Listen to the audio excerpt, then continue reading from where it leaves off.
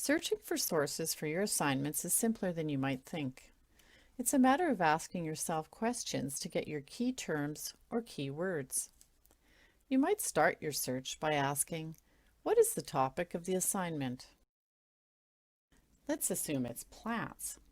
You might find that you get too many results to look through, and the ones you see are not relevant.